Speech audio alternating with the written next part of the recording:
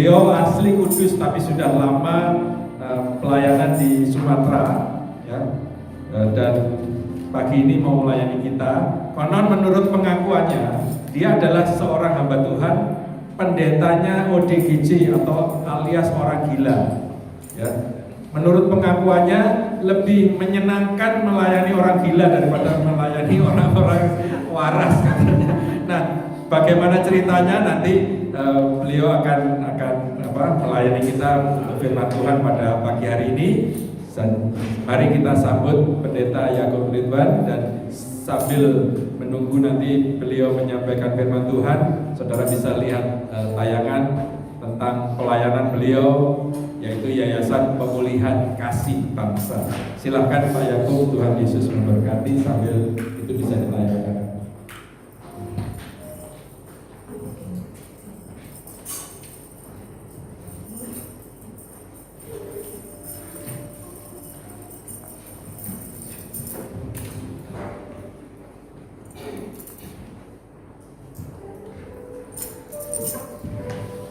Saya nggak mau bicara dulu, biar nonton dulu kalian ya.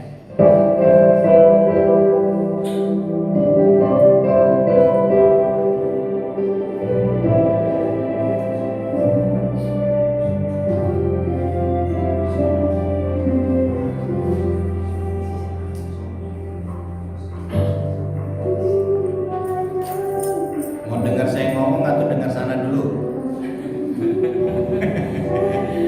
Kalau nanti saya sambil ngomong kan saudara gak dengar gak enak ya kan? Ya bagusan saya ikut nonton saja.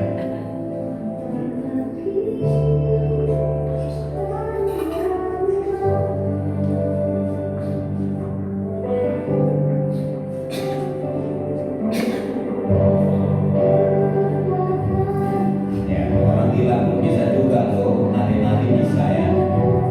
Bisa ikut senang ya.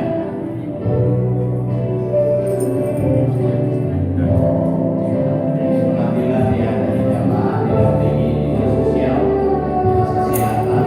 Nah ini upah dari pasien. Dan saudara dia ketahui bahwa rekaman ini itu 2 tahun yang lalu. Nah, udah lama. Udah 2 tahun yang lalu. Dan keberadaan sekarang itu tidak seperti yang ada di video ini. Sekarang sudah terlalu besar. Gedung-gedungnya sudah banyak dan terlalu besar. Ya boleh dibilang setelah rekaman itu 2 tahun yang lalu itu sekarang sudah boleh dibilang 4 kali lipat. Ya, gedungnya, sarana prasarananya semuanya Tuhan sudah sediakan dengan lengkap. Ini yang saya ambilin ya model-model kayak gini di jalan. Ya, ini belepotan-kotoran itu manusianya ini, dari ujung rambut sampai telapak kakinya. Tapi saya suka ngelapin kotorannya.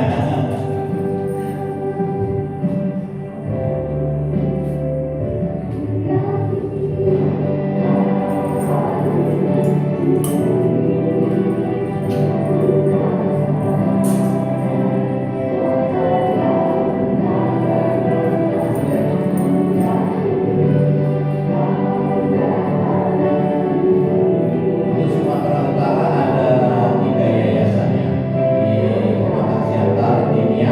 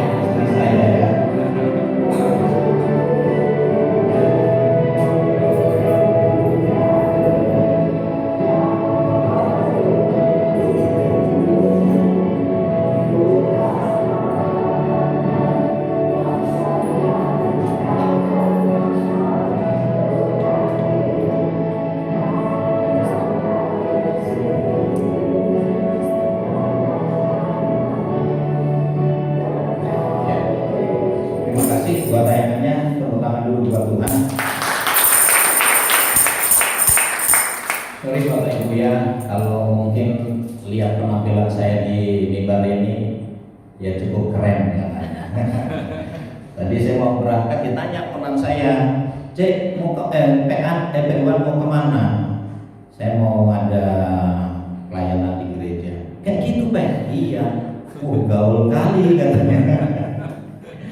Emang baru kali ini ya saya penampilan gini ya, khotbah gitu. Tapi kemarin kan seharusnya saya sudah pulang di Jumat. Ketepatan memang belum saya beli tiket PP, jadi saya bisa mengundurkan gitu. Jadi beliau meminta saya untuk pelayanan di sini. Saya bilang saya nggak bawa pakaian dinas untuk menyampaikan firman. Tidak apa-apa lah, apa adanya pun ya udah, yang penting nggak diada-adakan gitu kan, kira-kira saudara ya. Nama lengkap saya itu aslinya itu Tiopiatuan, ya, itu asli Putra Kudus. Jadi tahun 78 saya kenal Tuhan itu bukan karena diinjili, tapi karena pertemuan dengan Tuhan. Karena saya latar belakang dulu itu Buddha plus Konghucu. Jadi kelenteng sebelah sini nih lampu merah. Kalau di sana bilang lampu merah, sorry mungkin bahasa saya sering sisip bahasa secara di Medan ya. Nah, itu kelenteng ini tempat sembayangan saya dulu. Jadi ketika saya dengar nama Yesus katanya Tuhan, jadi saya tantang dia. Kalau kau Tuhan coba dulu datang. Kalau kau datang, saya mau percaya dan ikut. Hampir 2 tahun, akhirnya dia datang secara pribadi. Itu pengalaman pertama ya. Nah jadi Bapak Ibu, setelah itu saya memberitakan Injil di Kota Kudus ini, kayak keliling sampai dinudai orang-orang Chinese di sini lah, bos-bos yang ke toko itu dulu. Tapi saya senang, ya makin dinudai makin senang saya.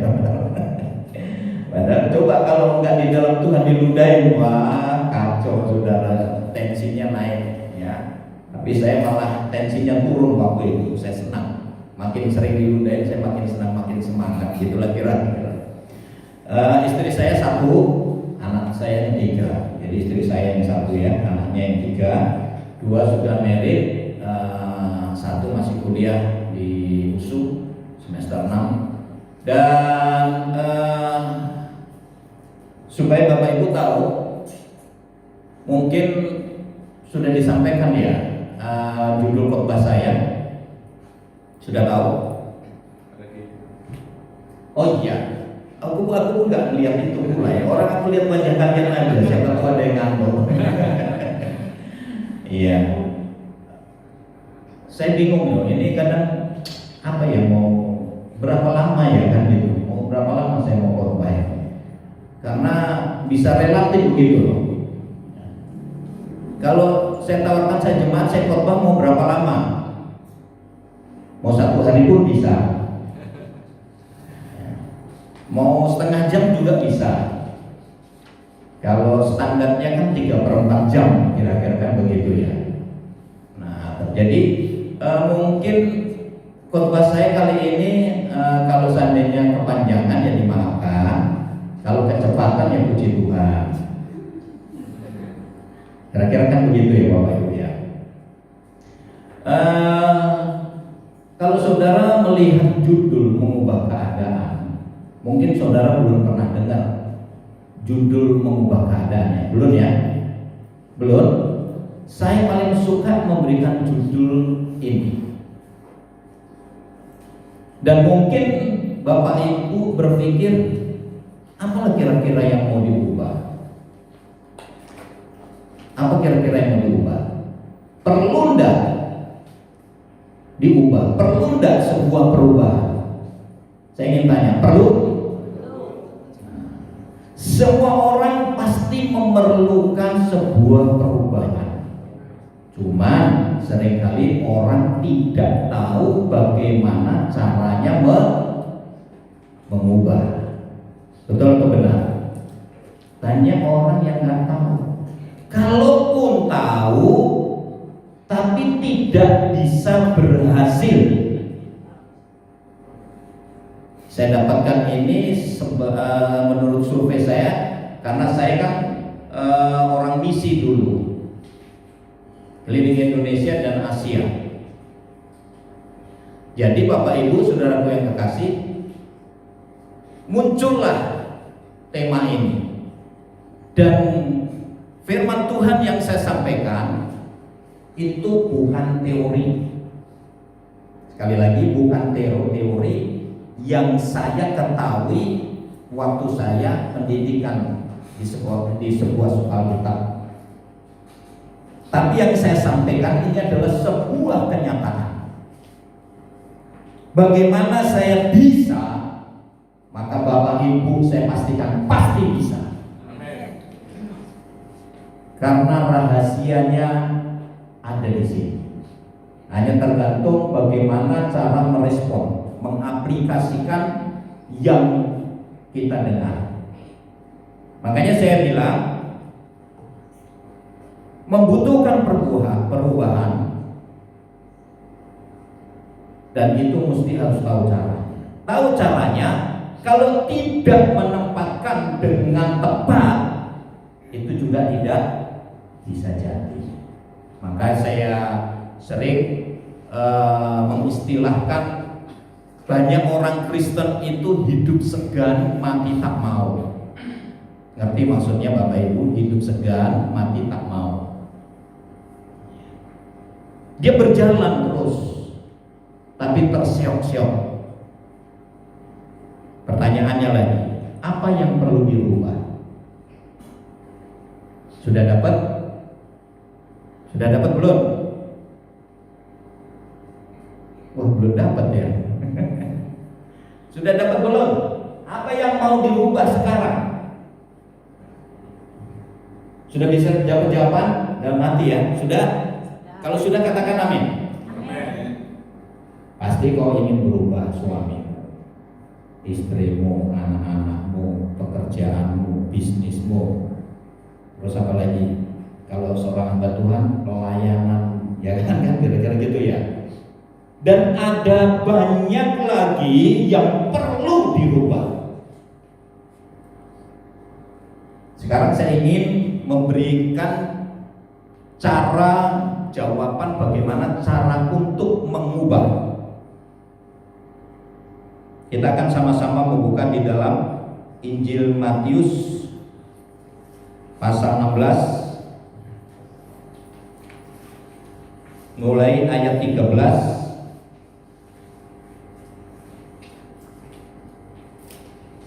sampai 19.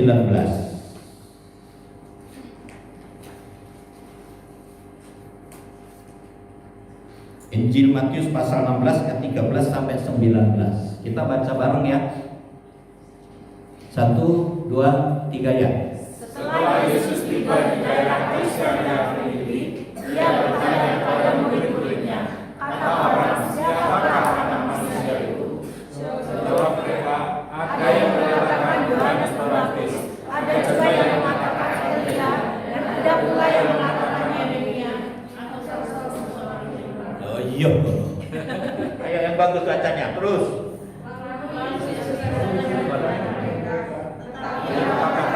Siapakah aku ini? Maka jawab Simon Petrus, engkau adalah Mesias, anak Allah yang hidup. Kata Yesus kepadanya, berjalanlah engkau Simon bin Yunus, sebab bukan manusia yang menyatakan itu kepadamu, melainkan Bapa-Mu yang di surga. Adapun berkata kepadamu, engkau adalah Petrus, dan di atas sementara kami engkau akan diberikan nama-Mu dan nama-Mu tidak akan dilepaskan. Kepadamu akan diberikan kunci kerajaan surga. Apa yang kau lihat di dunia ini akan diserahkan di surga, dan apa yang kau rasakan di dunia ini akan terlepas di surga. Habis. Orang datang lagi itu. Ya. Ada dua ayat yang saya berikan di sini, pasal 16 dan pasal 17. Jadi sedikit nanti mungkin bisa relatif, bisa panjang uraiannya, juga bisa pendek. Ya, saya akan melihat respon dari pendengar itu sendiri.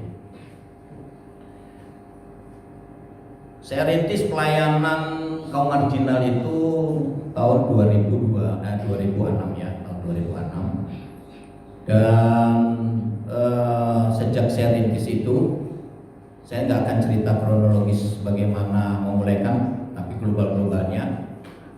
Dan di situ saya langsung dipercayakan Tuhan dari satu orang sampai awal itu jumlah 60 orang. Nah, ketika saya memulaikan itu, saya tidak punya modal ya, karena saya dari pelayanan pastoral, saya pindah ke pelayanan kaum marginal. Nah, kemudian di situ juga saya tidak mengandalkan yang namanya finansial yang ada waktu itu, sekalipun sebenarnya ada, karena dulu saya part time, jadi sambil bisnis, saya seorang bisnismen dan juga saya seorang pelayan Tuhan. Nah, ketika saya full time itu saya tidak menggunakan aset yang ada tuh, karena Tuhan tidak boleh, karena ternyata salah paradigma saya dulu waktu part time. Saya berpikir dengan penghasilan dari bisnis saya itu bisa membantu pekerjaan Tuhan. Betul itu kan Bapak Ibu? Ada yang salah seperti itu? Tidak kan? Tapi ternyata salah. Ya kan, coba saudara ya. Jadi pada waktu itu ternyata salah. Tuhan bilang gini, masa kau lebih hebat daripada aku, kata Tuhan. Lu kok bisa bilang gitu Tuhan? Ya lah, orang kau kan bilang sambil dengan pekerjaanmu kamu bisa membantu pekerjaanku, katanya. Jadi Tuhan tanya, apa perlu aku dibantu atau enggak sih, kata Tuhan. Saya diajak berpikir, coba logika Bapak Ibu, perlunya Tuhan dibantu? Tidak ya? Nah, dulu kan saya suka seringkali Tuhan itu perlu dibantu gitu dalam bisnis kita. Aku mau bantu pekerjaan Tuhan kan gitu ya. Saudara suka bantu pekerjaan Tuhan ya? Suka? Mati kok. Ya, iya aku suka bantu pekerjaan Tuhan, nah kan gitu ya. Padahal tidak penting itu, tidak perlu Tuhan dibantu. Supaya saudara tahu itu. Yang perlu dibantu siapa? Kita. Ya seringkali kita kan sok-sokan ya, sombong ya, seolah-olah kita ini hebat, lebih hebat. Secara dalam langsung kita itu sudah sombong kecil di hadapan Tuhan. Nah, ketika waktu itu kemudian saya sadar bahwa saya tidak perlu membantu Tuhan karena capek, saudara. Waktu saya membantu Tuhan itu capek, saudara. Putarkan uang ya, saya punya showroom kan induk 1, cabang 5, belum KUD, main kontaineran itu hasil bumi, belum properti. Lo kan capek muterkan uang. Ayo siapa yang bisnis di sini? Pasti pusing saudara muterkan uang kan gitu ya. Buka lubang, tutup lubang kan gitu. Wah. Karena apa saudara? Karena memang capek ya waktu itu. Terus akhirnya saya tidak gunakan aset itu. Memang betul-betul 0% saya tidak menggunakan. Bahkan yang saya miliki itu malah saya bagi-bagi, saya kasih sama orang. Jadi nggak saya kasih sama Tuhan. Tuhan nggak butuh katanya waktu itu. Ngerti ya saudara ya? Saya kasih sama orang. Coba, untung saudara nggak dekat sama saya. Kalau dekat kan lumayan kebahagiaan. Jadi Bapak Ibu, waktu itu terus saya tidak punya apa-apa gitu. Tetapi Tuhan disuruh memulaikan, yang suruh ambil itu seluruh kota Pematang Siantar itu saya ambil semua, dapat 60 orang. Bayangkan saya tidak punya uang, bagaimana cara memberi makan? Secara logika tidak bisa ya Bapak Ibu ya. Jangan ngantuk ya kalau saya ngomong ya. Kalau nanti ngantuk, saya keraskan suara saya nanti supaya saudara terkejut. Nah, ketika waktu itu saya memulaikan, artinya Tuhan tidak terus langsung begitu 60 orang terus datang gitu ya, berkatnya dari mana, tidak saudara. Saya diuji itu 6 bulan. 6 bulan itu tidak makan. Artinya tidak makan nasi gitu ceritanya. Tapi Tuhan memulaikan dengan melemparkan orang, menyuruh orang melemparkan ubi bergoni-goni. Jadi ubinya itu, tahu ubi kan? Ubinya itu untuk nasi, kulitnya untuk sayur. Selama 6 bulan saya makan. Anak-anak langsung putus sekolah, dan sekolah lagi.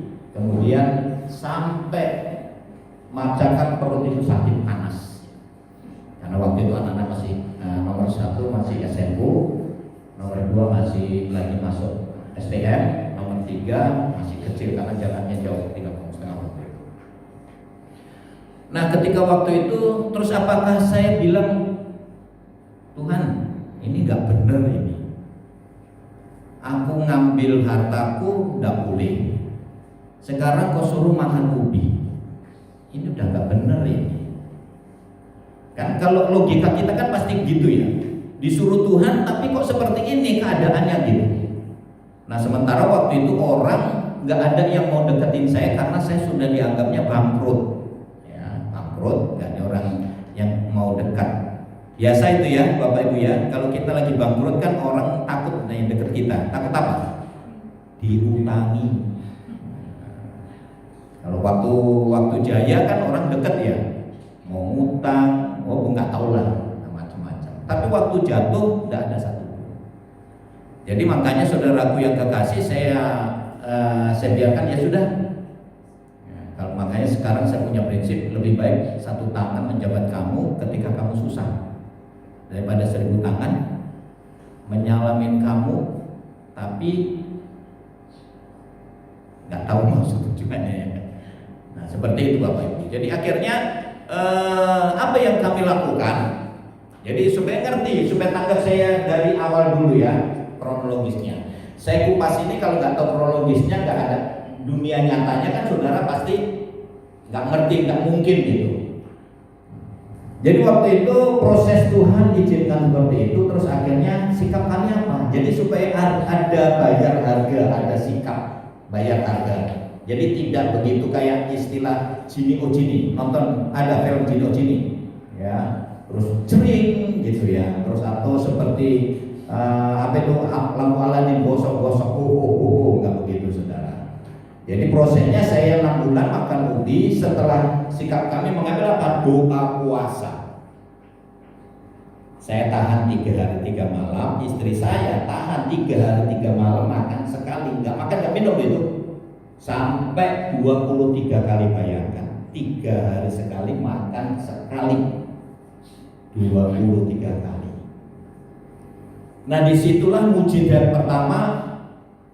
Tuhan hantarkan orang yang tidak punya anak 18 tahun, ada yang 16 tahun, begitulah kira-kira. Tuhan ajar kok malah dari orang yang tidak punya anak gitu, bukannya yang lumpuh, yang apa gitu ya saudara. Itu cara Tuhan. Nah waktu itu setelah dihadapkan seperti itu, dan akhirnya kami doakan dia punya anak. Sejak itulah bulan ke-7 akhirnya positif dia karena hamil punya anak. Disitulah dia subsidi beras, mulailah makan namanya nasi. Kemudian Bapak Ibu selanjutnya itu berjalan begitu terus, mujizat terjadi, orang-orang yang sakit, yang buta, yang lumpuh dan sebagainya. Karena berkembang begitu signifikan, kan tempat itu penuh sampai 150 orang gila dari jalanan, bayangkan saudara. Tahu kan orang gila kan? Orang gila itu wangi atau bau? Bau ya, baunya itu namu-namu saudara. Ya. Jadi 150 orang, bayangkan di sebuah ruko, tapi ruko lantainya ini dari papan ya. Jadi kalau buang air kecil ya ngocor ke bawah gitu. Ini Pak ya, kok ngeri-ngeri ceritanya, memang ngeri saudara. Ya ngeri-ngeri sedep. Nah, 150 orang. Jadi saya bilang gini sama Tuhan, wah ini tempat nggak memadai lagi Tuhan. Jadi saya berdoa, selama ini saya berdoa kan nggak pernah minta sama Tuhan. Saya setiap berdoa itu untuk kepentingan orang banyak, kepentingan pelayanan. Untuk diri sendiri saya nggak pernah minta.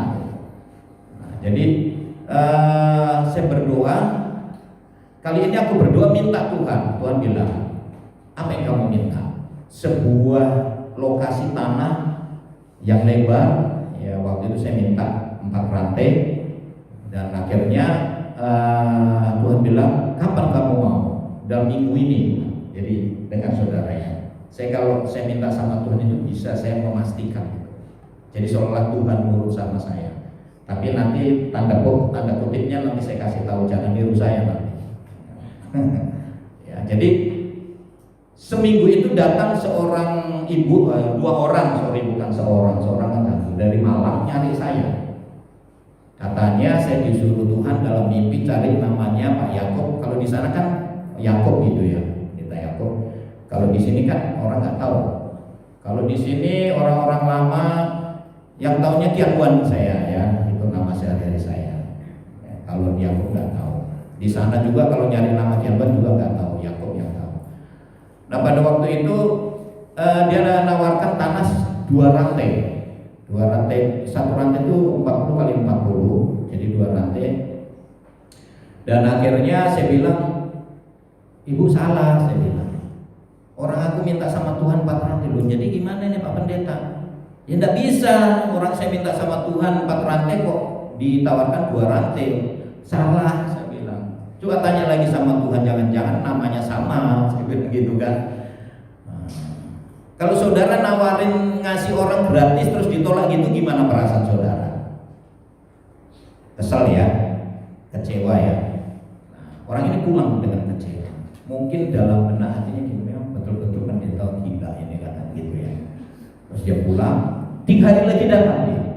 Loh, kenapa ibu? Saya minta maaf Pak Pendeta. Loh, kenapa minta maaf, orang nggak salah. Mimpi yang kedua dia bilang kasih yang diminta hambaku itu. Terus dia teringat karena dia kan dulu orang properti di Siantar, rupanya masih ada tanah di berbagai tempat dan tempat itu ada 4 rantai katanya. Nah itu baru benar saya bilang gitu. Nah setelah diukur-ukur jadi 5 rantai. Wah sudah minta 4 dikasih 1 rantai. Tepuk tangan dulu buat Tuhan.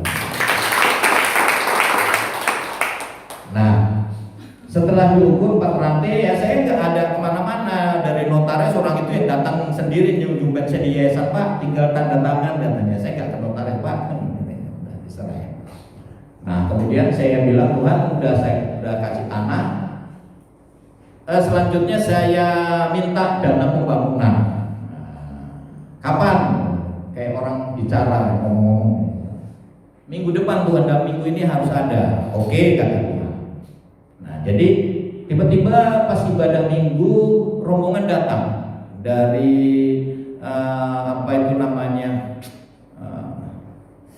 dari Indrapura itu ya. Dari Indrapura itu pengelola baja aluminium itu apa sih namanya? Itulah. Jadi datang setelah ibadah saya pikir mereka itu menyalamin itu ya paling cetio, notio gitu ya. Jadi saya biarkan ini persembahannya. Begitu saya buka isinya cap gotio. Tahu cap gotio ya? 15 juta. Nah, jadi satu amplop 5 juta kan gitu. Oh banyak juga saya pikir gitu. Ternyata itulah awal ada modal 15 juta. Terus malamnya datang Komandan Kodim di Siantar Jalan Asahan itu dari Medan langsung dia pakaian dinas. Oh saya pikir ada apa gitu kan. Nah pada waktu itu dia menjumpai saya jam 11 malam. Dia bilang katanya ada katanya Pak Pendeta mau bangun asrama ya untuk orang gila dari jalan. Iya Pak, karena berhubung malam besok. Jadi begitu besok paginya datang langsung ditelepon. Di sana namanya Panglong, di sini nggak tahu saya, yang jual-jual bahan bangunan gitu lah. Datangkan ini, datangkan begitu ceritanya. Terus itulah awal memulaikan pelayanannya. Ya, sampai terus berikut pembangunan. Orang datang itu lari-lari pagi kelompok-kelompok orang tenggelam di sana, ditengok gini, orang gila kok macam ikan kembung gitu ya. Ikan kembung apa di sini ya? Jejer-jejer gitulah, tidur gitu. Terus mereka nawarkan, boleh kami, padahal orang-orang Buddha ya, boleh kami bangunkan asrama untuk mereka, boleh, bangun. Kemudian perjalanannya sampai dalam kurun waktu 4 tahun pembangunan itu sudah menjadi 22 asrama, 5 kali 25 kali 12 dan 22 asrama. Dan selanjutnya terus pelayanan itu berjalan. Singkat cerita, Tuhan utus ke ke Deli Serdang, putus ke Nias. Kasusnya juga sama begitu, turun di bandara, akhirnya ada yang menjemput, menawarkan tanah berhektar-hektar dan sebagainya. Dan semuanya itu ketika saya mulai globalnya itu, saya tidak pernah yang namanya sibuk dengan proposal atau minta-minta kepada orang, tidak pernah. Ya. Dan di situ saya juga membangun 2 gereja. Jadi datang begitu saja. Kenapa? Karena kalau yang datangnya daripada Tuhan, maka pasti disediakan. Kalau itu datangnya daripada Tuhan, pasti Tuhan yang menyelesaikan. Setuju? Amin. Tepuk tangan dulu buat Tuhan. Maksudnya biar jangan ngantuk. Jadi akhirnya ini berjalan terus, pasien sampai membludak-bludak. Dan pendek cerita, ini masih pendahuluan ya, belum khotbah ya. Tercatat sampai sekarang sudah 1979 orang gila yang sudah sembuh dan sudah pulang. Kalau gereja satu orang gila sembuh, wah heboh kan. Yang khawatir Pak, nanti ini rencana mau buka merawat orang gila ini kami di Kudus ini. Ini Pak, gembala kalian sampai itu gembala. Saya bilang jangan khawatir, nanti saya yang ngumpulin, nanti Bapak lama-lama pintar kayak saya lagi cari tempat. Nah, apa nggak heboh ini? Sampai dijebol-jebol sana nanti ini bangunannya ini. Wah, orang gila pada sembuh ya, katanya kan. Mana ada orang gila sembuh? Nah, gimana dengan pelayanan saya? 1976 orang gila sembuh, ya kan? Yang tentara, yang polisi, yang jaksa, yang pendeta S1, S2, ada pendeta juga masuk, saudaraku. Nah, supaya tahu saudara, pendeta pun pada stres juga, ada gila juga saudara. Karena apa? Salah cara dalam melayani. S1, S2 ya. Padahal saya sendiri S-teler. Dan sampai akhirnya kami diakui oleh Kementerian Jakarta, Kemensos sana, dan termasuk ya juga akhirnya ada sertifikasi, digaji juga akhirnya digaji pemerintah pusat. Dan kemudian sekarang berjalan begitu lancar dan tidak ada kendala yang lainnya. Jadi intinya dalam hal ini saudara, dari pendahuluan ini kok bisa? Yang pertama yang ada itu karena bisnis, kemudian ditiadakan, memulai dengan yang tidak ada menjadi ada. Saya tanya, nah ini sekarang baru masuk khotbah. Yang sudah kita baca ini saudara apa itu? Yang tadi kita baca itu apa?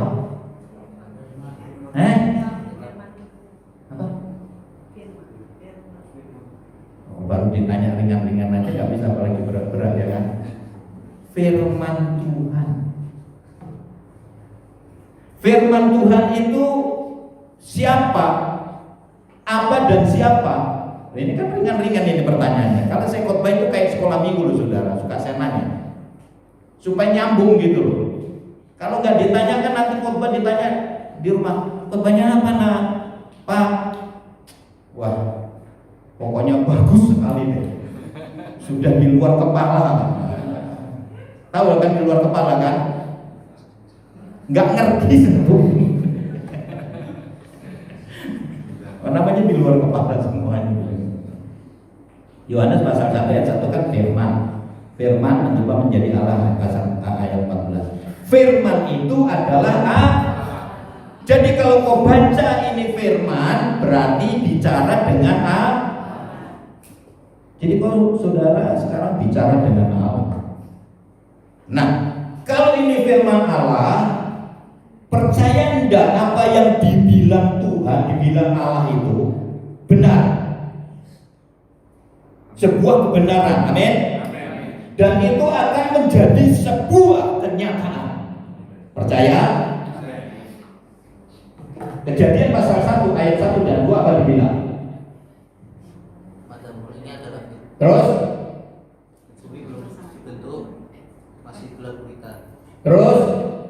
Roh Allah melayang-layang di atas permukaan. Terus? Ayat 1 dan 2 itu gini, karena gelap, Tuhan itu bilang apa? Ibaratnya gini, biar nanti apa? Ini baru pertama permulaan Tuhan bekerja. Perlu dibaca nggak itu kejadian itu?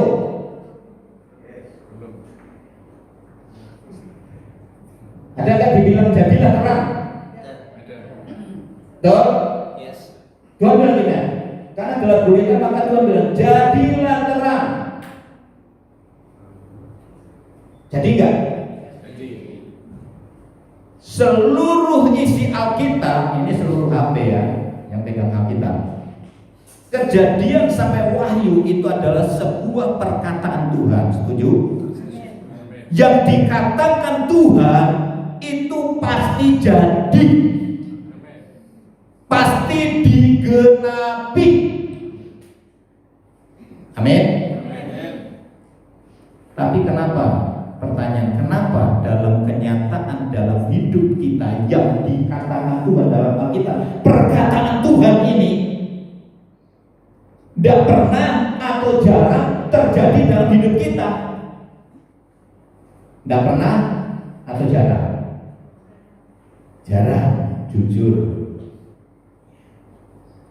Kenapa kok jarang? Di mana yang salah?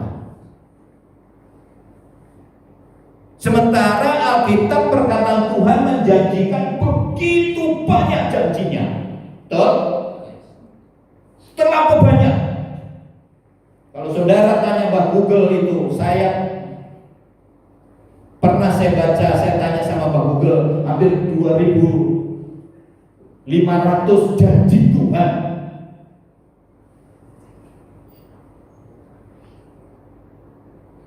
Segitu banyak saudara.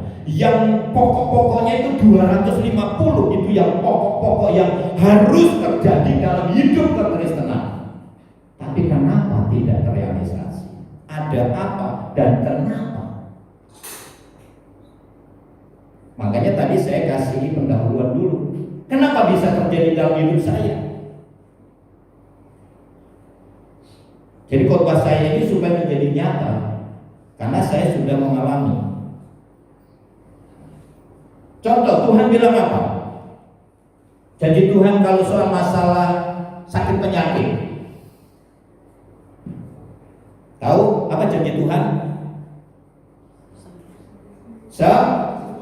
Tahu ayat itu? Dalam mana? Banyak ya. Yang terpenting dalam 1 Petrus pasal 2 23, 24 itu kan.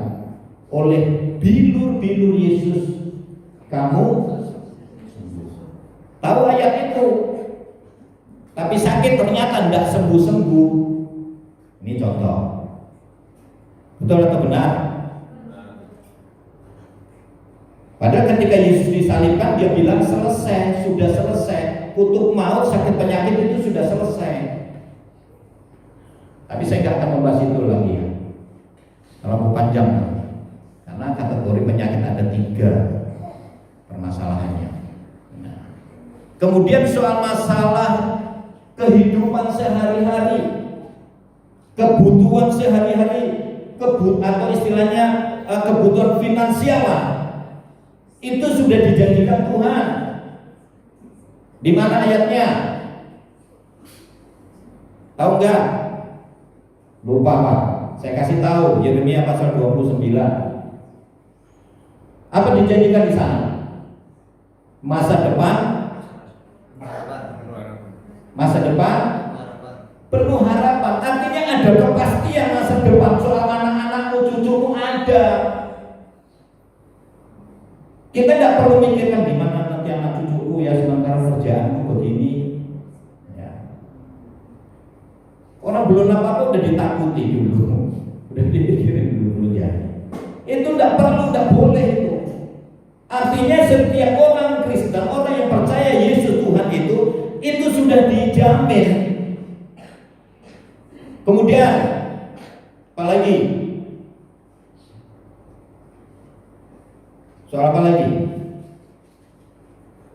Kebutuhan hidup kan sudah dijamin. Finansial sudah dijamin. Matius pasal 6 ayat 33 juga sudah menjamin. Soal finansial itu apa perlu istilahnya apa? Fokus terus kemudian kita kejar-kejar begitu sudah. Matius pasal 6 33 itu adalah tambahan. Tahu tambahan? Di situ tugas kita hanya mencari Tuhan, hadirat Tuhan, setia kepada Tuhan. Dalam pengertian bukan hanya terus melulu berdoa saja. Artinya setiap kamu mau melakukan aktivitas harus berdoa dulu. Cari Tuhan lebih dahulu.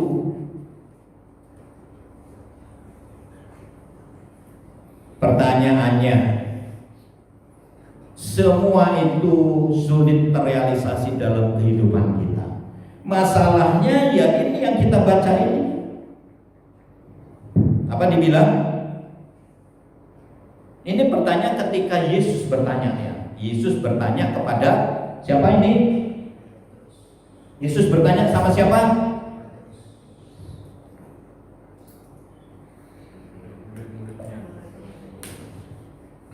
Bukan sama Pak Petrus saja loh saudara. Ini Yesus bertanya kepada murid-muridnya. Sebenarnya murid-muridnya pinter enggak? Seharusnya pinter, karena setiap hari dia dengar dan melihat secara langsung, nyata kan? Tapi tetap bodoh juga loh ini. Mudah-mudahan di sini jemaat di sini pinter-pinter nanti. Ini masih bodoh, langsung Tuhan saja bodoh. Dan ditanya sama Tuhan, menurutmu itu siapa aku ini, katanya kan? Itu kan tadi yang kita baca. Terus jawabannya apa murid-murid bilang? Jawabannya, halo, apa jawaban murid-murid? Ada yang mengatakan Yohanes Pembaptis, ada juga yang mengatakan Elia. Masa ditanya menurutmu siapa aku ini? Masa dijawab katanya? Apa? Katanya. Lah dirinya sendiri saja nggak memiliki keyakinan, kepercayaan kalau yang bertanya itu adalah Tuhan. Gendeng nggak saudara? Masa Yesus dibilang katanya? Kedudukannya disamakan, disejajarkan dengan siapa? Elia. Nabi-nabi lah boleh dibilang seperti itu. Kan ciloko ini. Masa Yesus di kedudukannya disamakan dengan nabi-nabi? Itu banyak sampai sekarang orang Kristen itu seperti itu saudara. Tidak ada keyakinan di dalam hatinya secara pribadi bahwa Yesus itu adalah Tuhan. Tidak memiliki keyakinan penuh bahwa Yesusnya itu adalah berkuasa. Makanya orang Kristen kalau sakit pertama kali kemana? Dokter. Kalau nggak ada uang, ke dukun. Kan kira-kira begitu saudara ya. Bukan cari Tuhan dulu, bukan dibaca Alkitab. Wah, kalau coba dibaca Alkitab, umpama meriang ya, kalau fisik ini apapun jenisnya tetap sakit loh saudara. Ya, kita nggak boleh artinya mengingkari itu ya. Selama di dunia ini tetap pasti sakit. Betul ya? Karena dunia ini sudah penuh dengan namanya virus dan bakteri. Pasti sakit. Tapi maunya kalau kita sakit itu baca dulu Alkitab, datang sama Tuhan berdoa, baca Alkitab. Ya, soal masalah sakit mana? Suratan Petrus, ya kan? Mazmur, kan gitu ya. Surat Petrus bilang oleh bilur-bilur Yesus kamu sembuh. Ada kepastian sembuh, artinya virus sakit penyakit itu bisa digugurkan, dipatahkan dengan bilur Yesus. Setuju? Dipatahkan.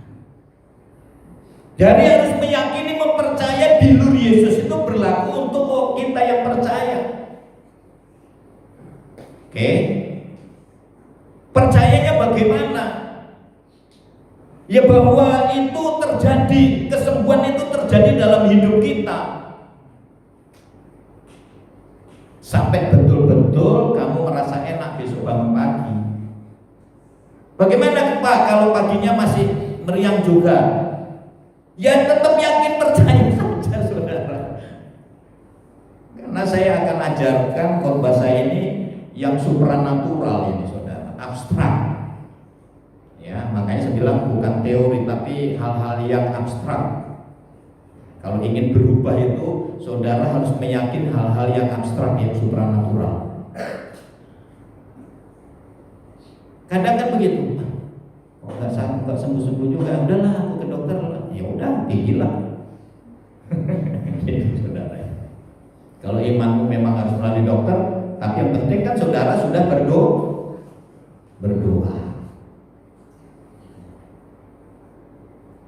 Nah begitu juga tentang masalah pekerjaan dan lain sebagainya, suami istri yang bermasalah, ya cari Tuhan, serahkan kepada Tuhan. Makanya ada pujian dibilang apa? Gimana itu pujiannya? Hanya satu yang Dia minta, agar kita percaya sampai mujizat menjadi nyata. Sering nyanyi itu ya, tapi mujizat gak nyata-nyata juga ya. Sekalipun belum nyata tetap nyanyi aja gitu loh, artinya sebelum terjadi perubahan, sebelum dijawab doamu, jangan berhenti kamu percaya. Itu loh maksudnya lagu itu. Amin. Jangan melek gitu loh, seminggu ya 3 hari melek. Ya tetap percaya aja loh. Kalau enggak terjadi, orang belum apa-apa aja kok sudah ragu. Kalau enggak terjadi itu kan udah ragu, yang enggak terjadi saudara. Gitu loh. Nah, kalau kita lihat di dalam Matius pasalnya yang ke-17 ayat 20, mari kita simak di situ.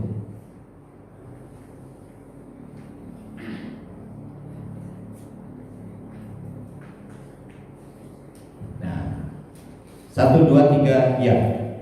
Ia berkata kepada mereka, karena kamu kurang percaya, sebab aku berkata kepadamu, sesungguhnya sekiranya kamu mempunyai iman sebesar biji sawi, kamu dapat berkata kepada gunung ini, pindah dari tempat ini ke sana, maka gunung ini akan pindah dan tak akan ada yang mustahil bagimu.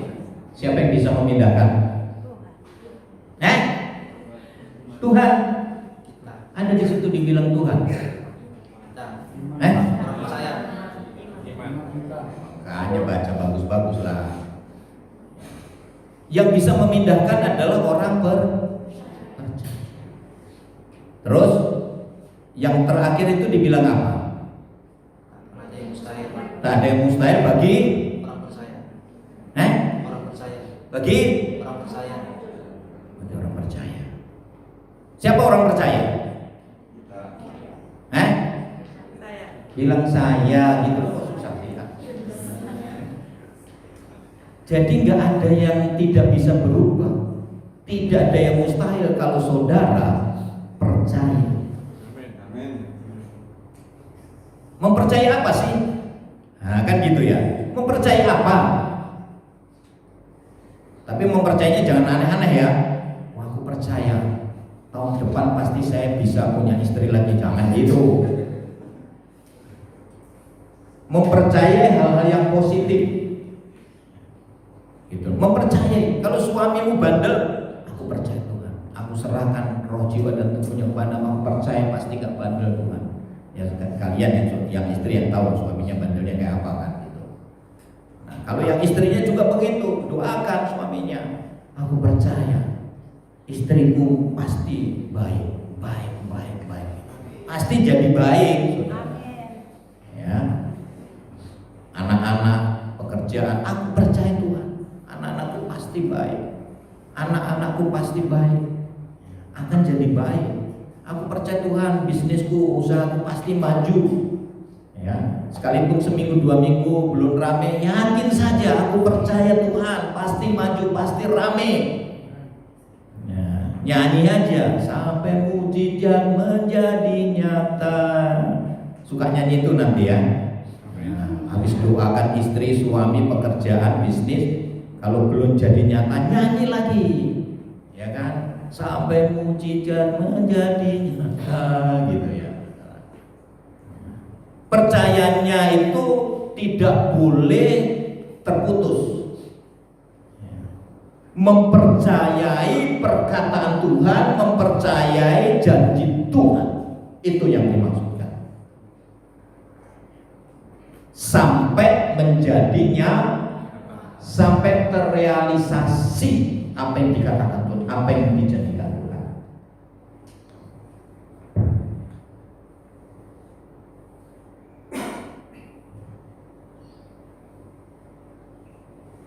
Tidak ada perkara yang mustahil bagi orang percaya. Ngerti maksudnya saudara itu? Artinya untuk menentukan sesuatu yang kamu harapkan itu tidak perlu dan tidak usah kamu mengharapkan kebutuhan yang bercampur tangan. Artinya tanpa menunggu Tuhan, memaksa Tuhan sendiri yang melakukan. Saudara, kalau saudara salah mempersepsi dalam bahasa saya, bahaya saudara.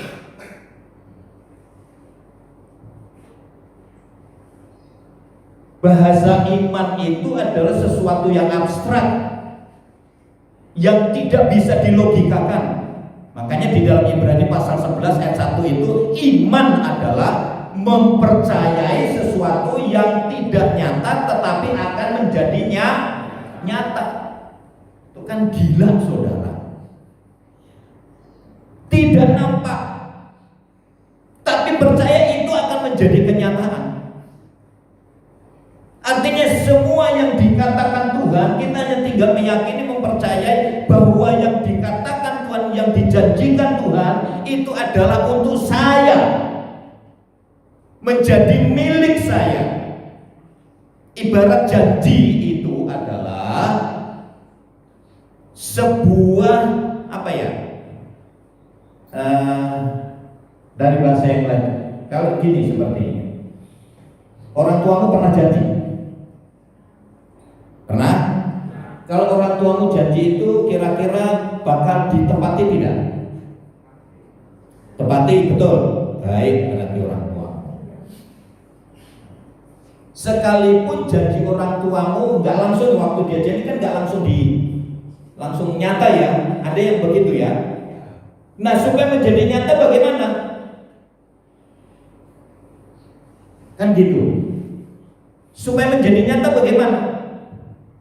Hanya tinggal mengingatkan. Mak, kemarin mama kan janji, ini udah 1 minggu loh, bayar uang sekolah. Nah, ini kalau anak sekolah kan gitu. Nah, kalau Tuhan janji kesembuhan, janji masalah finansial, itu kita hanya tinggal meyakini, mempercayai bahwa itu milik kita. Tinggal menunggu, namanya sudah dijanjikan, hanya tinggal kita menunggu hasilnya. Cuman caranya berbeda, yaitu dengan mencari kerajaan Allah dan kebenarannya. Jadi juga tidak boleh kita artinya menuntut janji Tuhan, perkataan Tuhan, tapi tanpa usaha. Jadi harus ada usaha. Jadi seperti itu Bapak Ibu ya, supaya menjadi nyata, tidak menjadi mustahil bagi orang yang percaya. Jadi ibaratnya ini janji Tuhan itu gantung di sini, kita tinggal tarik saja sesuai dengan kebutuhan. Ngerti ya maksudnya sesuai dengan kebutuhan? Memang kalau kita pikir dalam kehidupan ini kan kompleks ya. Semuanya maunya terrealisasi semua, masalah finansial, masalah pekerjaan dan sebagainya, maunya kan terrealisasi semua ya kan? Tapi kita tidak boleh meminta itu secara keseluruhan. Artinya sesuai dengan kebutuhan pada waktu itu. Ngerti Bapak Ibu? Ya saya saja minta sama Tuhan kalau lagi pas butuh. Kalau saya mintain semua ya gimana? Tuhan bilang apa? Kamu ini serakah ya. Karena kamu tahu janjiku begitu banyak, terus kamu mintain semua. Yang mau jadi apa saudara? Jadi minta sesuai dengan kebutuhan pada waktu itu. Makanya kalau saudara datang sama Tuhan ini berdoa, jangan kamu mintain semua. Siapa yang suka minta semua? Sini kalau jemaat sini kalau berdoa minta semua ya. Panjang ya. Kalau disusun segini ya proposal kalian ya. Minta bapaknya, mamanya, pekerjaannya, sekolahnya. Tuhan nggak ingin kita itu minta itu serakah, atau Tuhan nggak ingin kita ini jadi seperti gimana ya? Ya pokoknya serakah begitulah. Sesuai dengan kebutuhan Bapak Ibu. Nah, itu pun sesuai dengan kebutuhan. Umpama tadi yang sudah saya sampaikan dari awal masalah finansial, ya tinggal cari Tuhan aja gitu. Setia aja sama Tuhan. Pasti saya diberkati Tuhan usaha saya. Kalau saya soal masalah pekerjaan, pasti Tuhan kasih pekerjaan. Paham ya Bapak Ibu ya? Nah, kemudian kita akan lihat pembacaan dalam Matius pasal 16-nya. Tadi kita kembali. Gilirannya setelah murid-murid, gilirannya lah si Simon. Ya, Bapak Simon ditanya sama Tuhan. Apa katanya? Menurut ayat 15 ya. Yesus bertanya kepada mereka, tetapi apa katamu, siapakah aku ini? Tapi salah satu dari murid mereka ayat 16 menjawab, Simon menjawab, engkau adalah Mesias, anak Allah yang hidup. Nah, ketika ada pengakuan bahwa Simon ini mengakui bahwa Yesus itu tidak sama dengan nabi-nabi yang lain, seperti kata murid-murid yang lain, maka ada nilai plus dari Tuhan. Wah ini baru jago, ini murid yang luar biasa. Kira-kira begitu ya Bapak Ibu ya. Ini baru jempol. Dari sekian murid hanya Petrus yang mengakui Yesus itu adalah Mesias. Ketika kita ada pengakuan, oh engkau adalah Tuhan, engkau hebat, engkau luar biasa, engkau segala-galanya, tidak ada tandingannya Tuhan, itu sudah dapat nilai plus dari Tuhan. Wih, luar biasa anakku sekarang, nggak bodoh lagi, kan gitu ya kira-kira. Anakku ini, wah sekarang udah pinter, kan gitu. Makanya maunya yang pinter-pinter semua jemaat sini. Tapi kalau pinter jangan memberontak, nah itu pula ya kan. Kalau jemaat pinter kan seringkali berontak ya. Beda pelayanan kaum marginal. Dari saya mulai melayani orang-orang gila itu tidak ada yang mau berontak sama saya. Makanya saya bilang lebih enak melayani orang gila daripada orang waras. Kalau orang waras pinter berontak, kalau orang gila pinter makin baik dia. Kenapa? Karena dia merasa tertolong. Ya, merasa tertolong. Orang gila tahu saudara, mungkin itulah yang dipakai para teroris ya, dicuci otaknya, nah bawa bom ke sana kan nurut ya, mau ya, padahal itu salah. Begitulah setelah saya tahu mengelola orang gila, apa yang saya bilang itu dituruti. Nanti sekali waktu sana 10 orang ke sana gitu kan, lemparin tuh gereja itu, dilemparin saudara. Tapi saya nggak suruh begitu. Nah ini pengalaman. Waktu di Nias, Waktu saya buka Pelayanan kan, wah tantangannya luar biasa, ditutup lah yang ini memang datang. Nah, satu ketika ditutup 4 kali. Polisi datang buka, polisi pergi, tutup lagi. Nah, akhirnya Tuhan kasih hikmat sama saya gini. Hambaku, aku akan memberikan sebuah cara yang kamu tidak akan mengerti. Nah, akhirnya kasih hikmat begini. Begitu saya pulang Siantar, saya beli parang, tahu parang? Apa ya sini? Golok. Nah, 10 biji naik kapal laut boleh, bapak botol. Kalau naik pesawat kan nggak boleh. Jadi saya kasih satu-satu itu pasien yang sudah sembuh. Ya. Kita nggak makan, nggak bisa belanja. Iya Pak, mana ini? Gini aja. Nah ini golok satu-satu. Kalau nanti itu ditutup lagi, terus serang. Sembuh, begitu ditutup saudara. Saya bilang sembuh gitu, 10 orang ini maju semua bawa golok, sembuh. Nah, nurut kan saudara, itu enaknya aku punya anak buah orang bilang. Jadi setelah kasus itu tidak pernah diganggu lagi. Wah, udah nggak terlawan itu pasukannya Pak Yakob katanya. Pasukannya. Kalau kita bunuh, kita masuk penjara. Kalau kita dibunuh, orang gila itu tetap di yayasan. Kan kira-kira kan terjadi gitu ya, tetap direhab kan, nggak mungkin di penjara. Baru aman saudara. Nah, jadi Bapak Ibu Saudaraku yang terkasih, sebuah keyakinan apa yang dikatakan Tuhan, sebuah keyakinan yang dikatakan Tuhan.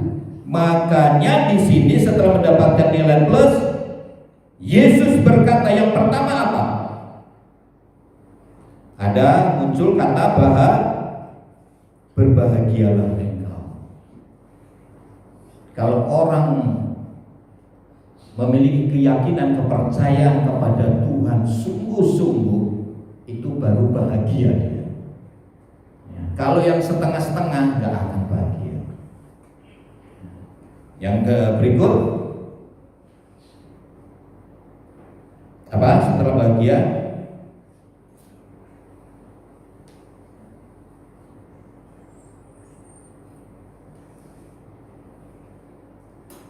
Halo. Berbahagialah. Terus apa lagi?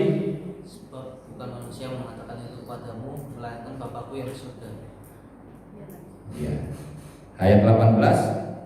Engkau adalah Petrus dan di atas batu karang ini aku akan mendirikan jemaatku. Yang alam maut tidak akan menguasainya. Yang kedua, Petrus diberikan kepercayaan apa? Mendirikan jemaat. Nah, ini bagi hamba Tuhan. Diberi kepercayaan jemaat. Jemaat-jemaat yang taat, jemaat-jemaat yang tunduk otoritas. Diberi kepercayaan. Makanya Bapak Ibu dalam hal ini harus benar-benar memahami bagaimana proses di dalam menghadapi segala sesuatunya. Ayat 19, kepadamu akan kuberikan kunci kerajaan. Yang ketiga diberikan kunci kerajaan. Jadi bukan sekedar hanya kunci saudara. Kalau saudara dikasih kunci mobil senang nggak? Senang kan? Pernah ada kan dapat hadiah hanya dikasih kunci mobilnya suruh ngambil sendiri kan? Dapat hadiah kunci mobil senang. Dikasih kunci motor aja udah senang. Senang kan? Nih aku kasih motor nih kuncinya. Udah senang. Ini bukan sekedar kunci biasa di dunia ini. Kunci apa? Kunci kerajaan. Saudara tahu apa yang di dalam kerajaan ini? Apa yang ada dalam kerajaan? Segalanya. Semua ada. Kamu butuh makan, buka ayatnya. Buka ayatnya ya. Mau kebutuhan apa saja ada. Tinggal kamu buka, tinggal ngambil.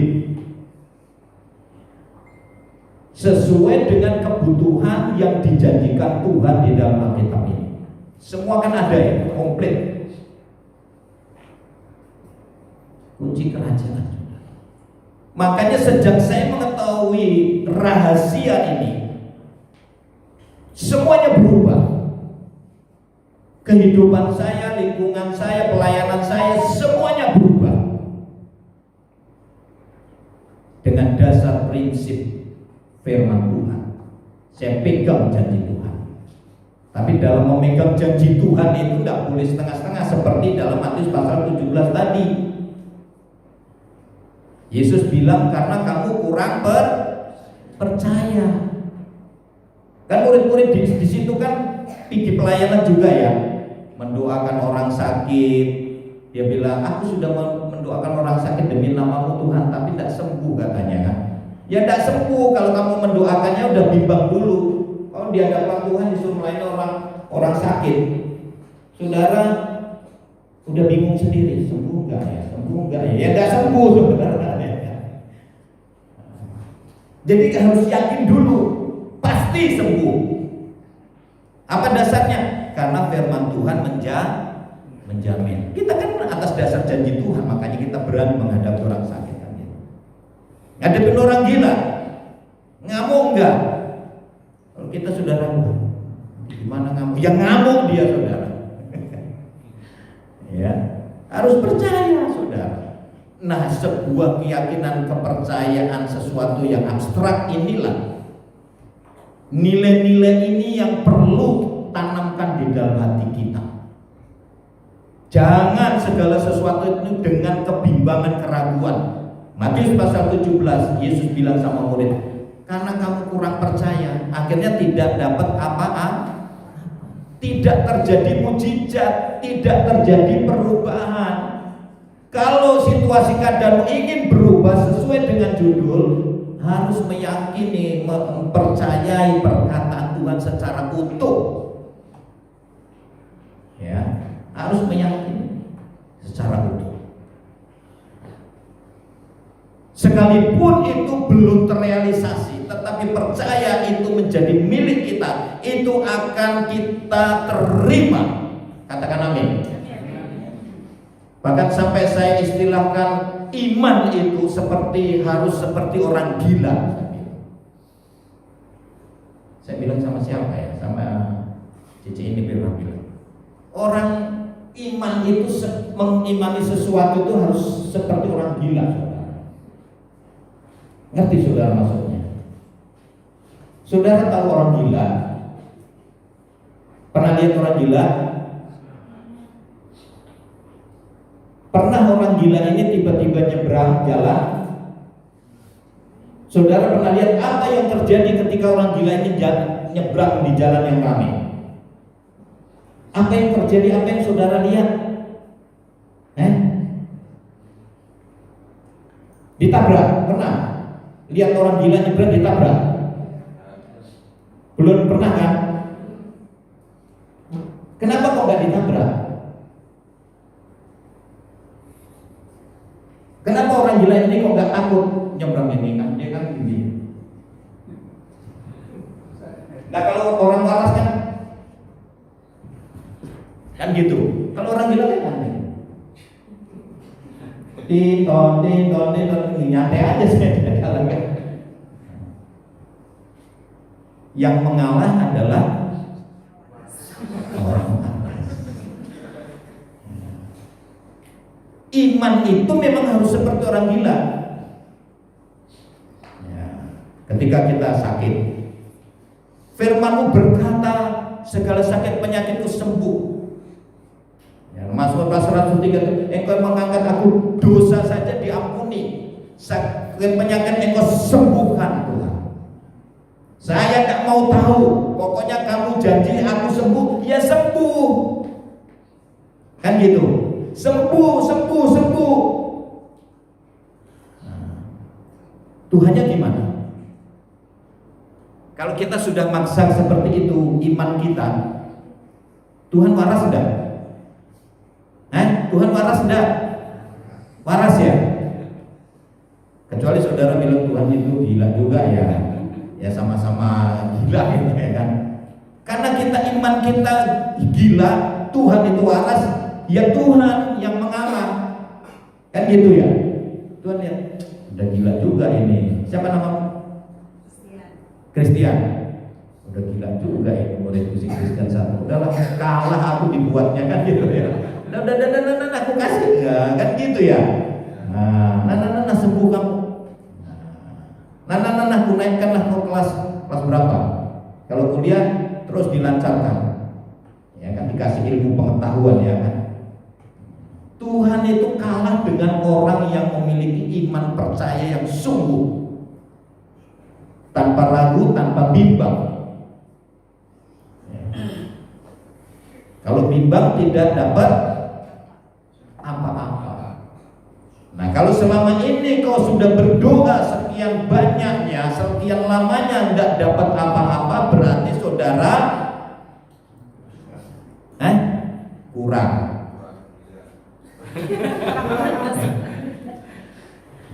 Kalau orang dibilang dasar Kristen ini ada kurangnya, ya kan? Kalau gini kurang percaya kan bahaya. Tapi kalau kurangnya gininya karena meyakini sesuatu yang dikatakan Tuhan itu baru benar, saudara.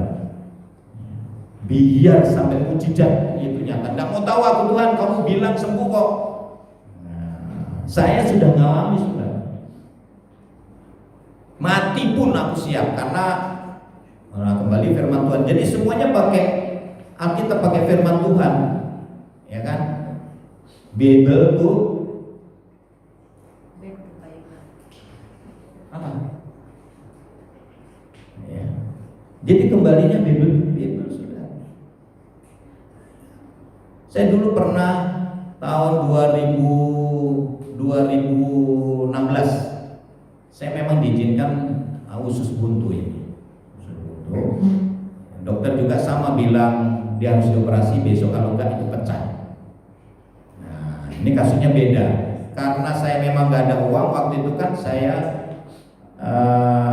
artinya masih banyak yang lebih penting gitulah pengeluaran saya untuk anak-anak binaan. Jadi saya hanya pakai bahasa iman. Bahwa kalau mau sudah dikalahkan, segala penyakit sembuh. Jadi saya tidak mau dioperasi. Pendeta pecah lo besok, ya biarin aku mati. Jadi saya pakai ayat Wahyu pasal 14 ayat 13. Di situ dibilang apa tahu saudara? Berbahagialah orang yang mati sekarang. Baca ya. Jadi saya pakai ayat. Jadi semua pakai ayat. Saya kalau menghadapi masalah saya pakai ayat. Kan Tuhan kalau aku mati sekarang kan enak. Dibilang kau janjikan berbahagia orang yang mati sekarang, bukan minggu depan atau tahun depan.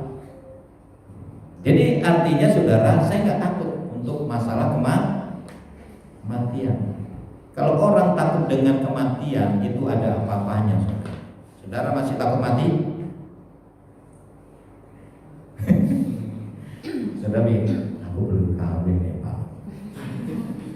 Yang sana, aduh anakku masih sekolah. Yang macam-macam kan jawabannya kan, aku belum siap. Jadi semuanya kan dipikirkan, padahal itu Tuhan sudah atur. Semua sudah Tuhan atur. Jadi saya bilang, saya nggak takut. Kalau mati sekarang puji Tuhan, karena berhenti dari segala jerih payahnya. Itu Wahyu pasal 14. Terima kasihlah Tuhan mati pun jadi apa aja. Jadi saya itu senang ya, kalau mati cepat itu lebih senang. Saya sekarang murid saya udah 61, saudara, capek saya. Bayangkan udah 1000 sekian orang gila saya mandikan, saya urus semua. Apa nggak capek saudara? Menurut kekuatan pikiran saya, tapi Tuhan bilang belum capek kok, makanya belum tua ambil kok, belum mati kok katanya. Ya kan? Capek tapi karena bahagia itu, jadi nggak takut mati saya.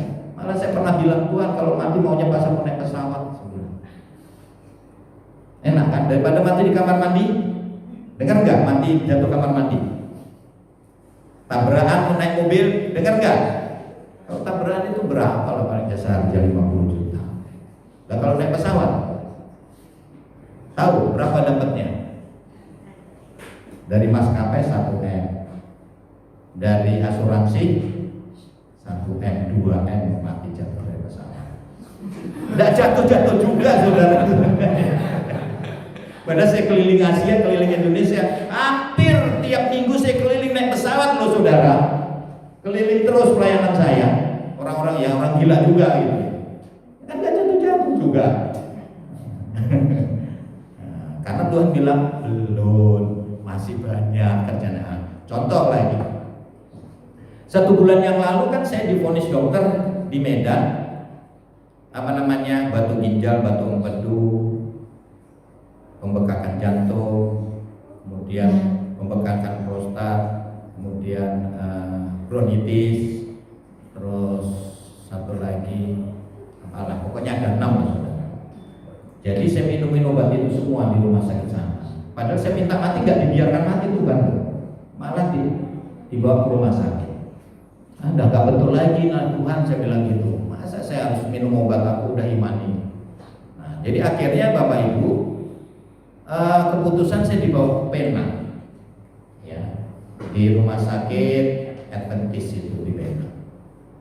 Nah saya ya, waktu dibawa itu aku sudah ya kesel gitu, keselnya sama Tuhan bukan sama manusia saudara. Coba lah, saya kesel sama Tuhan ini. Kenapa lah kok Tuhan izinkan aku sudah mengiman. Nah ini padahal saya sudah ngimani firman Tuhan kan. Padahal sakit kan ngimani soal masalah sakit penyakit kan sembuh kan. Tidak juga dibiarkan sama Tuhan ini ceritanya. Jangan salah paham saudara. Kadang cara Tuhan itu unik untuk menyatakan jawabannya. Nah pada waktu itu setelah saya minta keluar dari rumah sakit terus ke bandara sampai jam 12 malam di Penang, berdasarkan hasil saya bahasanya lupa itu sampai heran, banyak kali ini kan gitu di Penang. Terus di scan ulang semua bla bla bla bla bla 1 malaman itu. Kemudian pagi putusan harus dioperasi. Ternyata yang diperiksa di Medan, bahasanya Indonesia karena Penang itu enggak ada. Yang ada muncul malah jadinya itu usus buntu yang 16 tahun yang lalu muncul lagi. Di hasil di scan itu nampak gitu alatnya. Loh, di Indonesia nggak ketahuan ini kenapa harus di Penang kan gitu. Udah terlanjur masuk. Kalau masuk kan meletakkan deposit 100 juta loh saudara kalau di Penang. Wah, dioperasi lah. Habis dioperasi pagi sadar jam 6 sore itu saya baru sadar. Begitu sadar, Tuhan kenapa lah kok aneh, saya bilang Tuhan itu aneh waktu itu. Aneh kok Tuhan izinkan begini. Karena habisnya akhirnya 130 juta. 130 juta loh Tuhan, banyak loh ini. Sayang untuk umat-umat itu di sana. Saya sekarang pasien yang saya rawat itu 367 orang. Itulah jemaat saya. Saya punya jemaat 365 orang sekarang. Tapi gila semua. Sayang Tuhan sendiri. Akhirnya di tengah kekesalan Tuhan bilang begini, kan bukan kamu yang bayar. Iya juga. Kalau uang Tuhan itu kan banyak ya. Karena tiba-tiba ada salah satu yang mendukung yayasan kita itu pas dia ada lomba lari cash namanya. Kawannya tahu kan? Karena nggak datang ya suaminya Cici ini. Itu di sana menang. Tahu aku di Penang, dibayarin semua saudara. Cuman aku bilang tetap sayang Tuhan. Nah di balik itu Tuhan izinkan. Rupanya Tuhan bilang begini. Pernah nggak kau dengar khotbah orang yang sakit usus buntu? Pernah dengar itu? Khotbah sakit usus buntu. Nah, apa maksudnya Tuhan? Aku izinkan ini dioperasi supaya kamu beritahukan kepada umat-umatku bahwa setiap manusia itu punya usus buntu, punya ya, usus buntu punya ya. Nah, dan itu harus dibuang. Maksud dalam pengertiannya itu usus buntu itu kalau orang punya usus buntu, sifat usus buntu itu sifatnya adalah tapi tidak bisa artinya dia hanya bisa menerima, ya, tidak menyalurkan. Jadi sampaikan sama umatku, setiap umatku orang Kristen itu tidak boleh memiliki sifat usus buntu alias pelit. Ngerti kan? Tidak boleh pelit. Dia harus menjadi saluran berkat.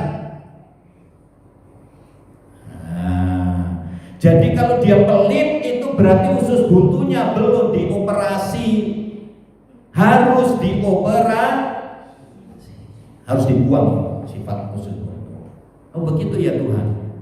Jadi barulah saya mengerti, setelah mengerti udah saya gak komplain lagi sama Tuhan. Oh ya, saya tenang aja, toh bukan aku yang membiayai. Cuman sayangnya kan gini ya, kalau seandainya aku disuruh biaya kan gini. Kalau di Medan itu BPJS, saya kan ada BPJS, usus buntu kan dibiayai BPJS ya, kan gratis ya, istilahnya kan hanya 180.000 saya bayar bulanan, kan murah meriah gitu loh, daripada dibanding 130 juta gitu. Itu pikiran saya. Nah, pikiran manusia itu sukanya seperti itu, saudara. Jadi pola pikiran Tuhan itu lain. Kalau seandainya saudara satu kali kelak diizinkan ada hal-hal yang seolah-olah bertentangan dengan keyakinan iman percayamu, jangan cepat dulu memberontak. Jangan langsung kita komplain sama Tuhan, mengoreksi diri. Ada hal-hal seperti itu, tingkatan-tingkatan kerohanian nanti dibawakan seperti itu, saudara.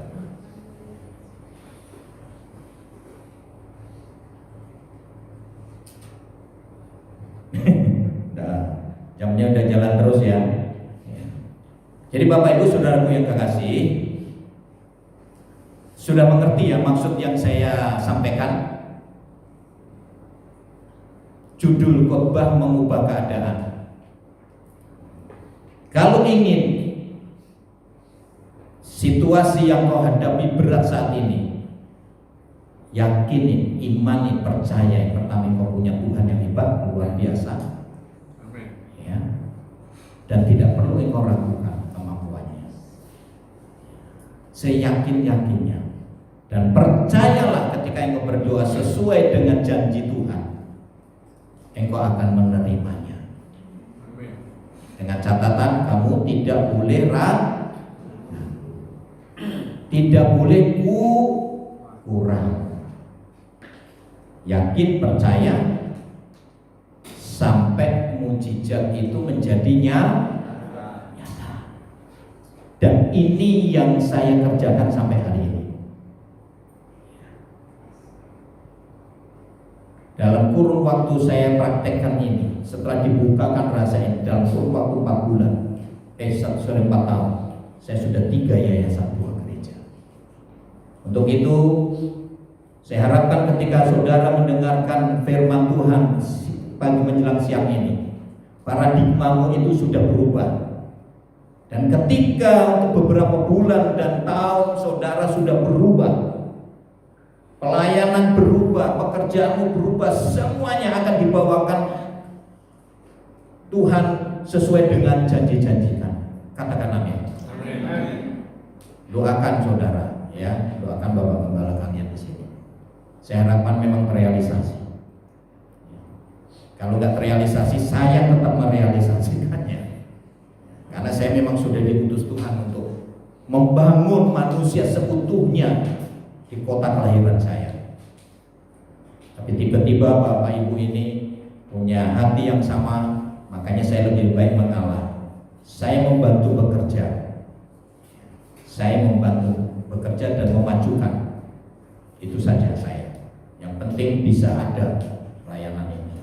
Karena visi misi yayasan Memberi Kasih Bangsa yang menerangi, melepaskan dan memberi. Ketika orang diterangi dia harus dilepaskan. Ketika dilepaskan harus diarahkan. Untuk tujuan akhir apa? Memanusiakan manusia kembali. Manusia yang amburadul, yang rusak. Ya, sebuah tempat daur ulang yang sudah dibuang oleh manusia. Didaur ulang lagi nanti di dalam pelayanan ini untuk menjadi manusia yang bermanfaat bagi bangsa dan negara dan lingkungan kita. Kalau terjadi mujizat seperti ini, apa enggak? Weh, orang gila itu itu tadinya gila gitu kan, tapi masih bisa diperdayakan nanti. Ya, tahu kita kalau punya yang sudah dipulihkan orang-orang gila dari jalanan, punya pasukan, punya tentara, punya tenaga kerja gratis. Kalau di sana itu bawa ke ladang. Kalau di sini kan nggak ada ladang ya. Tenaganya orang gila ini kalau sudah pulih nggak tahu capek. Yang penting makannya kenyang. Kalau orang gila makannya kenyang, aman itu sudah. Baik, itu yang bisa saya sampaikan kesempatan pagi hari ini. Kiranya firman Tuhan ini memberkati kita semua, dan sampai jumpa di waktu yang akan datang dengan judul-judul yang lain. Pembukaan tentang rahasia-rahasia firman Tuhan untuk kita boleh semakin dewasa, terus semakin lebih maju lagi. Katakan amin. Amin. Kita akan sebuah pujian. Tiada yang seperti Engkau.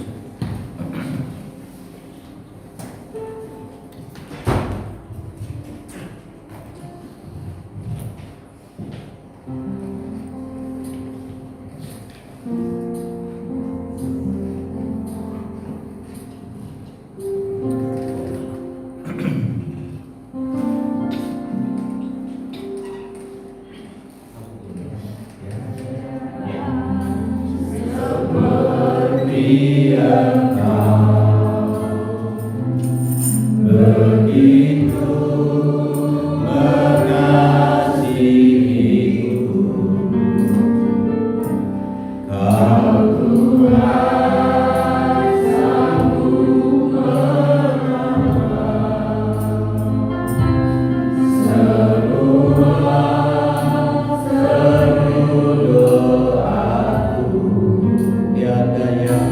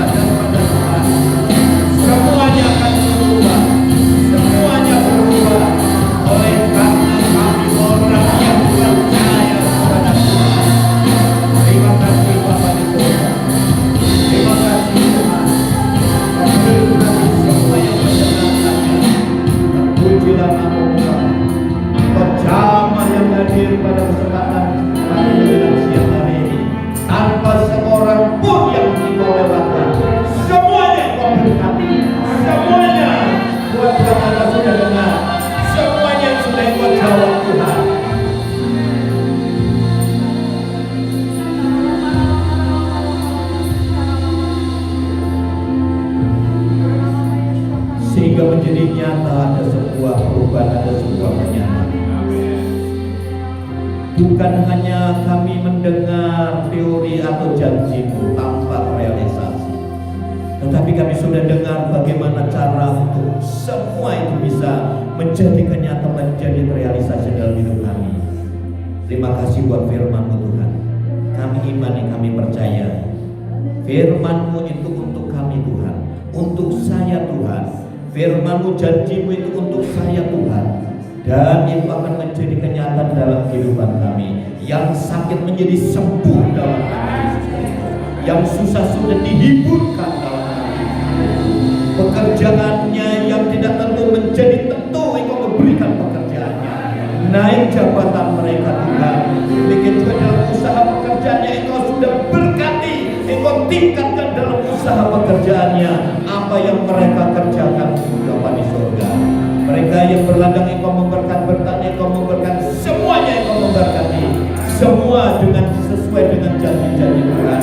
Bagi orang yang percaya, kami orang percaya Tuhan, berarti kami berhak untuk menerima seluruh janji-janji. Yang sekolah Engkau berikan akan mudik, kepandian, Engkau akan membedakan orang-orang yang percaya dengan orang-orang yang tidak percaya. Itu adalah janji-Mu kepada kami. Kau berkati kembali sidang di tempat ini, dan teruskan akan menjadi visi-misinya ke depan.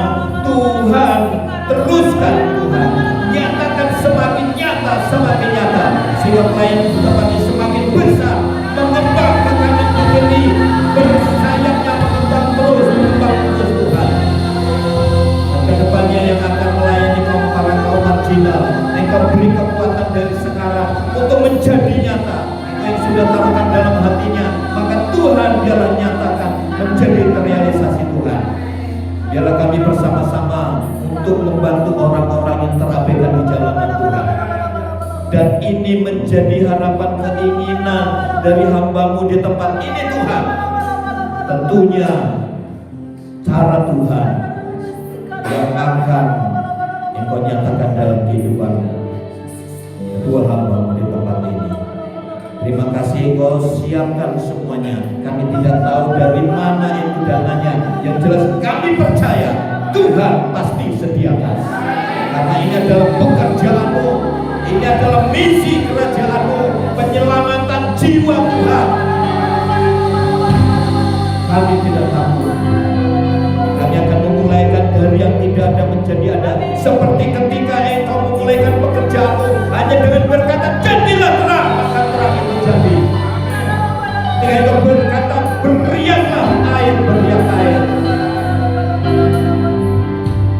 Seperti Engkau berkata kepada kami, kerjakan itu hamba-Ku, Aku akan menyertai dan mengurapi. Jangan takut Engkau hamba-Ku. Mereka membutuhkan keselamatan Tuhan, yang terabaikan di jalanan. Mereka hujan-kehujanan, panas-kepanasan Tuhan. Tentunya mereka membutuhkan sentuhan tangan Tuhan, membutuhkan pengayoman Tuhan, membutuhkan sentuhan kasih dari tangan-tangan yang sudah Tuhan urapi. Terima kasih. Hanya ini doa kami. Inilah permintaan kami. Kami yakin dan percaya Engkau sudah mendengarkannya.